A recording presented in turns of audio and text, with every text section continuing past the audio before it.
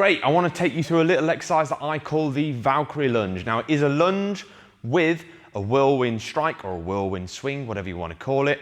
It simply goes, start in a upward or inward thumb grip. We lunge with the lead leg forward, and in the bottom position, we form a whirlwind strike around. And as the mace momentum comes back, we come around, we stand up, and we change grips. So we can lead leg lunge around, step back, lead leg lunge around, and step back. Use that momentum on the return to help you on the way up.